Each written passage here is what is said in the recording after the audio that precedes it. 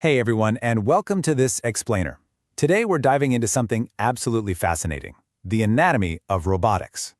I mean, we interact with them, we see them in factories, we even have them vacuuming our living rooms. But how exactly do we take a random pile of lifeless components and build a functioning, mechanical life form? What actually gives these machines their intelligence and ability to interact with the world? Well, let's dive into it. So here's the game plan for today's explainer. We're going to break this down step by step. First, what makes a robot? Then, the controller, which is basically the robot brains. Number 3, actuators, the moving muscles. 4, sensors, the eyes and ears. And finally, we'll look at collecting environmental data and some real-world applications. Section 1. What makes a robot? To really kick things off, we have to start with a super fundamental question.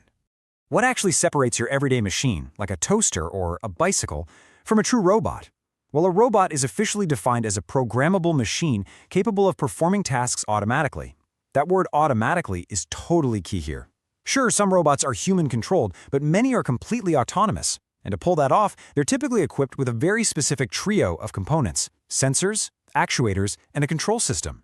It's this exact combo that lets them perceive the world, make decisions, and actually execute actions with incredible precision and efficiency. Section 2. The controller. Robot brains. If we're comparing a robot to a living organism, this right here is the literal command center. It's the core of robot intelligence concepts. What you're looking at here is a robot controller board. It's the literal brain of the system. It's this incredibly sophisticated piece of hardware running complex software, and its one and only job is to govern the robot's actions.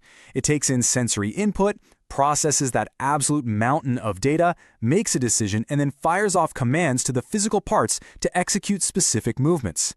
It's what ensures the robot actually does what it's supposed to do. But, not all brains are created equal. The crucial point here is understanding the difference between two main types of intelligence. On one hand, we have open-loop controllers. These just execute a pre-planned sequence of operations. No feedback, no adjustments based on the outcome, they just do the thing. But on the other hand, we have closed-loop controllers, and these are a total game changer. They actually use feedback to adjust their actions based on the system's real-time response. They are just way more versatile and adaptable. And they do this fast, like insanely fast. Look at this number, 20 milliseconds. To put that into perspective for you, it takes a human about 300 milliseconds just to blink. High-performance robotic controllers used in industrial automation can achieve response times in a fraction of a blink, just 20 milliseconds. That blazing speed is absolutely crucial for real-time motion control in factories and manufacturing, allowing for near instantaneous decision-making. Moving on to Section 3. Actuators, the moving muscles. So the brain has processed the data and made its split-second decision. Now let's see how those electrical commands get transformed into physical action in the real world. This perfectly illustrates the mechanical parts of a robot, the muscles, which we collectively call actuators. On the left, we've got motors. These guys convert electrical energy straight into mechanical energy, generating rotational motion for joints and systems. On the right, you've got wheels for mobility, letting the robot zip across surfaces efficiently. Think of it like this. The motors are just like our leg muscles, and the wheels are our feet. But obviously, movement isn't just about rolling forward. Notice the pistons on the left. These components move back and forth inside a cylinder to create linear pushing or pulling forces. Then over on the right, we have gears and a robotic arm. Gears have teeth that mesh together to transmit motion, and they're totally essential for changing the speed, direction, and torque of those robotic limbs. And to round out our muscle analogy, we have grippers. Grippers act just like mechanical hands. We call them end effectors, and they allow the robot to physically interact with its environment safely. That could mean delicately grasping a fragile object, holding a super heavy car door in place, or manipulating tools on an assembly line. Section 4. Sensors, eyes and ears. All right, we have a brain, we have the muscles, but we need a way for the robot to actually perceive the physical world around it. Seriously, think about this for a second. How does a robot actually know what is happening around it? If a robot is sealed up in metal and plastic, how does it know there's a wall right in front of it, or that an object is way too hot to touch? Well, the answer lies in sensors. These are the absolutely essential data-gathering tools of the machine. They detect changes in physical properties, stuff like light, sound, or temperature, and they convert those changes into electrical signals that the controller can actually understand. They are quite literally the eyes and ears of the electronic system, enabling the machine to perceive and react to its surroundings in real time. Section 5. Collecting environmental data. Let's look at exactly how specific environmental data is gathered by these electronic eyes and ears. Here's how this plays out in practice. A light sensor measures light intensity or brightness, right? That's exactly how smart streetlights know to automatically switch on when it gets dark.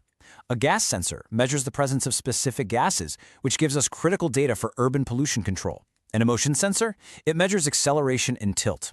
So if you've ever played an interactive console game where you swing a remote to hit a digital tennis ball, you are using a motion sensor. It perfectly shows how measuring physical properties solves very specific real-world problems. Which brings us to Section 6, Real-World Sensor Applications.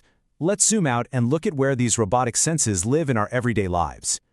There is an incredible diversity of applications for this technology literally all around us. Temperature sensors live in our home thermostats. Humidity sensors tell our dehumidifiers when to turn on. Motion sensors protect our homes and security devices. Proximity sensors keep factory conveyor belts running smoothly by detecting objects. And perhaps most importantly, motion and acceleration sensors in our vehicles dictate exactly when to deploy airbags during a sudden change in movement. This matters, you guys, because these automated systems are quietly solving daily human challenges, keeping us safe, and making our lives vastly more convenient. As we wrap up, I want to conclude with this really powerful thought directly from the source material. Without a controller, a robot would be little more than a static machine. And it's so true. A motor is just a piece of metal until the controller tells it to move. A sensor is just gathering useless data until the controller interprets it. It is the perfect harmony of the brain, the muscles, and the senses that elevates a static machine into a true robot. Which leaves us with this final question. We now know the anatomy, we know how they process data in milliseconds. If we can build machines that sense their environment, think through complex problems, and act on them physically, what complex task are they going to master next?